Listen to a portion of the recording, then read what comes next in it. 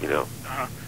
Now, by the time you had started Human Touch, had the E Street Band officially been disbanded? Well, the E Street Band was told that they weren't going to be working on these records, and it was unlikely that they were going to be working on the tour. Okay. Yeah, before we started. Who did you have in mind as musicians at that time? I don't think Bruce had anybody in particular in mind. I think that what Bruce had in mind was just, that he had played for all those years with the E Street Band. They were the greatest band that he could possibly had during the 70s and 80s. And I think that he sensed that he wanted to start moving in some new musical direction, and he wanted to be able to just experiment. And, he played all this time with the same people. And I think he was ready to just see, well, what could somebody else bring to my music? What would it sound like if somebody else played it? And we didn't specifically have any musicians in mind. And what we did along those lines is, as we began the record, we had some ideas of people to try, and we started trying them. And after a while, Jeff Percaro emerged as just, he was tremendously exciting to us, the way he approached Bruce's music. And we just fell into a thing with him where, he played on almost all of that record. And Randy Jackson, the bass player, he was the first bass player we tried, and he played on Roll of the Dice, and we just looked at each other, and you can't play the bass any better than Randy Jackson plays the bass. That's all. So that was that. that was easy, and so Jeff and Randy, really sort of teamed up for us, and played on most of the record, and the rest of it was Bruce and Roy. I mean, Roy with the keyboards and Bruce with all the guitars. And that's what's on Human Touch, is Jeff, Randy, Bruce, and Roy. A few additions here and there. Aside from technical facility, what exactly did Jeff Percaro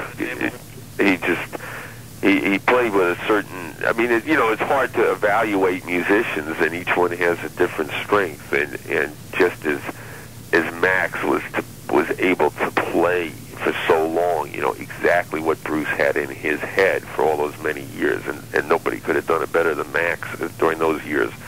It would be, when Bruce would hear what Jeff was playing, it would be exactly what he had in mind. It was just the feeling, the emotion with which Jeff played, the gracefulness, and and the power when needed. He was just, and just the ability to create a deep groove, a really strong, powerful groove. And the first thing that he played on for us was Roll of the Dice, and that's got a sort of classic Bruce feel with all the sort of Hal Blaine, the great session drummer Hal Blaine, and all Hal Blaine type fills, which is sort of a classic Bruce. Going back to the Spector thing a little bit, the Phil Spector thing. And Jeff, when we got to Roll of the Dice, Bruce said that was sort of what he wanted. The stuff that he came up with, which is on the record, was was really astounding, and just blew everybody away in the studio at the time. So that was just exciting. We actually tried Jeff out. We made this one cut, Viva Las Vegas, for a special album that was done only in the UK to benefit the Nordorf Robbins operation, which uses musical therapy to help, disabled children. And it was a tremendous. We tried Jeff out on that particular song. It was a few months before the album started, and he sounded great on that. And so he was definitely one of the people we were thinking of for the record.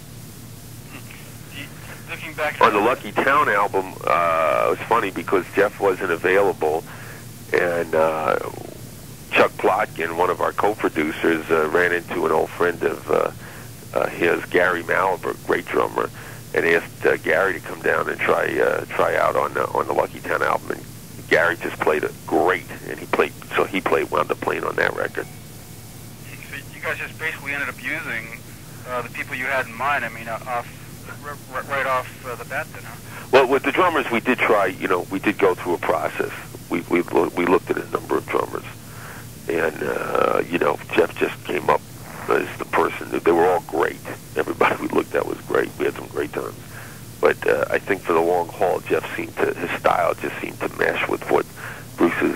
feelings were the most. You know, there wasn't one was better than the other or not. It was just who was the most in sync.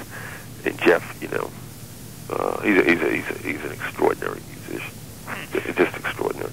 In retrospect, do you think that he could have just gotten by with the E Street Band though? Oh, the E Street Band would have played great on these records. Uh-huh. You know, they were a great band. Of course, they would have played great. So, you know, it was felt a little different. You know, I mean, we wouldn't have been exactly the same, but you know, I think that the idea really was just. I think Bruce was looking for some new stimulation, you know, just some freshness, and just some, you know, he wasn't looking for anything that specific. It was just an idea of, hey, after playing, you know, with the same people for so long, you know, I don't want the thing to become a little too easy for me. It was a bit of a challenge to start working with new people, and I think it helped focus him. And you know, it was really a subtle thing. It wasn't any, you know. If we'd wound up making these records with the E Street Band, they would have sounded great. They would have been a little different sounding, and they would have been fantastic. No question about it. And how about your personal contributions? Was it any?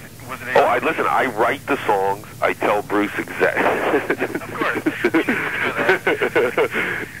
that. My contribution is Bruce makes the records and I help.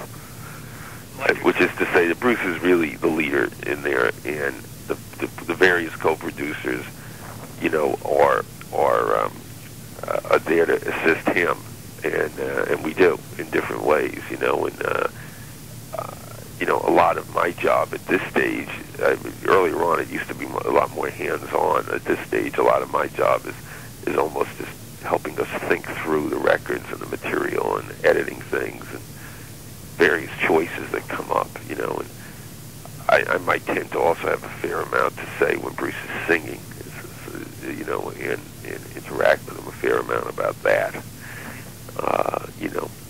I was just thinking that because the E Street Band was not around, that maybe your contributions would be a little more prominent, or your opinion asked for a little bit more, because well, Bruce. No, you know, I mean, the fact of the matter is that Bruce is a superb record producer himself, just by himself. I think he likes having myself and Chuck and Roy there because I think we make things easier for him, and you know, it's just sort of sharing the load a little bit. But on the Lucky Town album, keep in mind that he basically made that record by himself. You know, there's a slightly different credit on that record, which reflects the fact that basically most of the stuff was recorded in his house by himself. And then he played it for us at a certain point, and Chuck and myself and Roy, to a certain extent, sort of just helped him with the finishing touches and think through the end of the record. But it was really, that's almost entirely Bruce, you know. I'm not sure the source of this, but it says here that whereas Lucky Town is considered a masterpiece, Human Touch is attributed to sort of Bruce's attempt at personal rehabilitation. Like I said, I'm not sure of the source of that comment, but that's what the interviewer had down here. I don't know what he's meaning by personal rehabilitation. He is right that up until now, I'd say that in quite a few places I've seen that Lucky Town has, so far, Human Touch has sold a little bit more, and Lucky Town has gotten slightly better reviews, you know. And they've both gotten, worldwide, they've both gotten been tremendously well received on the whole.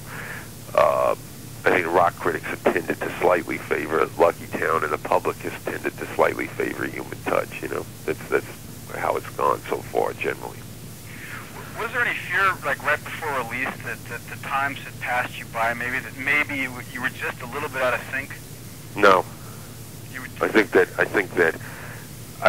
there was an interest on my part in, well, where do we fit in right now? And the only way you're going to find out is you put the records out there, and you see, well, you know.